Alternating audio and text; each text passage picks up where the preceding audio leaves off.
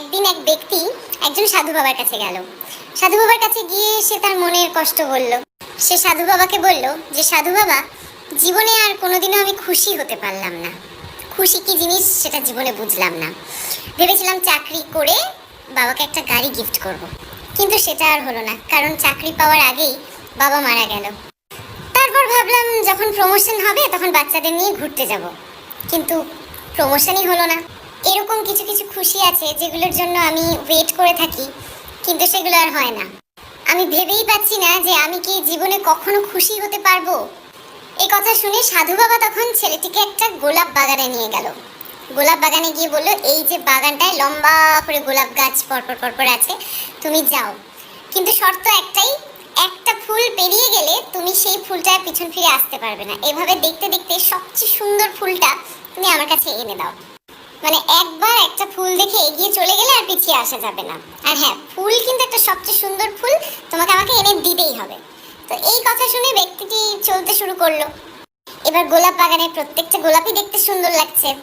একটা গোলাপ ভালো লাগছে, আরেকটা গোলাপ দেখে আরেকটু ভালো লাগছে। তো লোকটা এগিয়ে যাচ্ছে একটা করে ফুলকে ছেড়ে পিছিয়ে ফেলে ফেলে। এরকম করতে করতে লোকটা একটা ফুলও তুলতে পারলো না।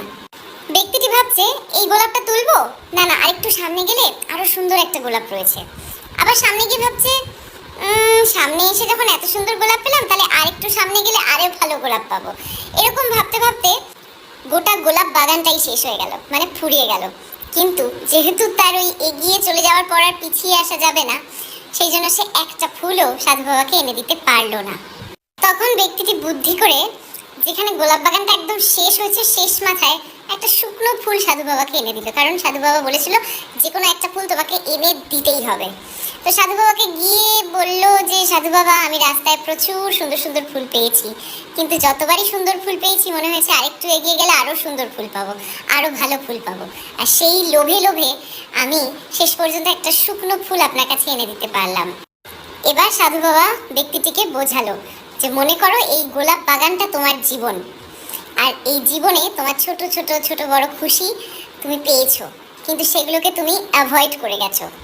সাধু বাবা আরও বললো যে তুমি গোলাপ বাগানে যেভাবে প্রত্যেকটা ফুল ছাড়িয়ে ছাড়িয়ে চলে গেলে যে আরও ভালো আরও সৌন্দর্য আমি ফুলের মধ্যে পাবো, সেটা ভাবতে ভাবতে ছোট ছোট সুন্দর সুন্দর ফুলগুলোকে যখন তুমি উপেক্ষা করে করে চলে গেলে, ঠিক জীবনেও সেরকম ছোট ছোট খুশি তুমি ত্যাগ করে গেছো, যাতে তুমি বড় খুশি পাও, যাতে একটা বড় গাড়ি কিনতে পারো, যাতে একটা বড় জায়গায় ঘুরতে যেতে পারো।